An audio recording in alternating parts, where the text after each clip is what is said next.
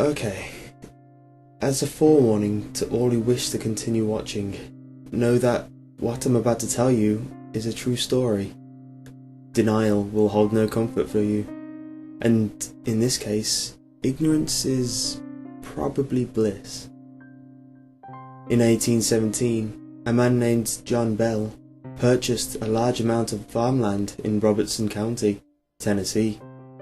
Shortly after having moved into the property, Bell shot a strange animal in his cornfield, described as having the head of a rabbit and the body of a dog.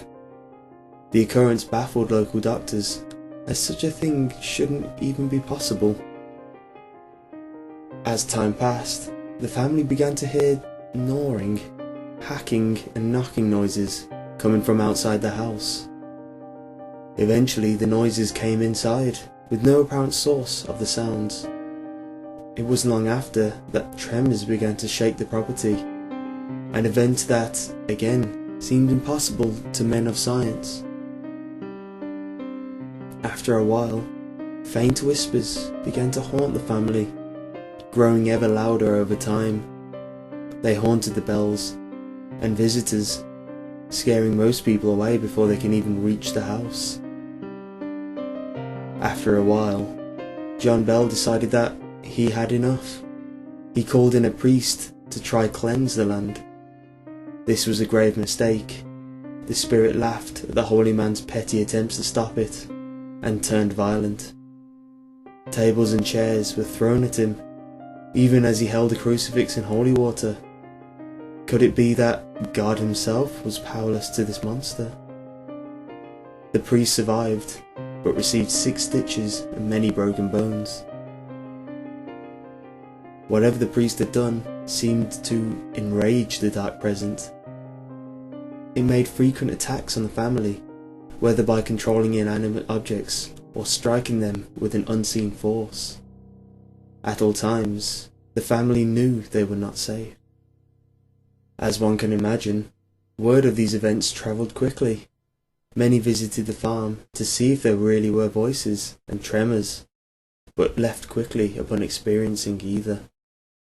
One brave skeptic chose to stay the night, and was welcomed to the guest room in the house.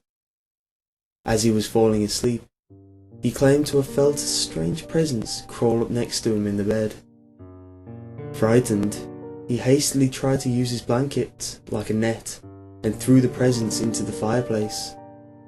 What happened then is best quoted by John Bell's journal. "I was sharply awakened by the most horrid of screams coming from the guest room." Upon entering the room, they found a trail of blood leading away from the fireplace and outside the room, though the screams remained. All hints of doubt had been erased from the mind of the guest as he briskly left the premises. As the situation grew ever more bleak, John Bell's health began to deteriorate. He suffered from a number of severe inexplicable ailments, from facial seizures to internal necrosis. The doctor gave him medicine to help ease the pain of his passing. One day, they found him lying dead on his bed. It seemed someone had switched out his medicine for poison, which they confirmed upon force-feeding it to the cat. Even at his funeral, the presence did not let up. It mocked the family, laughing at them, making snide remarks like, "I fixed him." Even to this day, John Bell is the only obituary classified as a murder by a ghost. It is said that if you go to the property today, you can still feel a dark, malicious presence, though it is significantly tamer today than it once was. So what was it about John Bell that made him a target? He was a seemingly normal man, with a seemingly normal family, yet for some reason the presence haunted him to his death.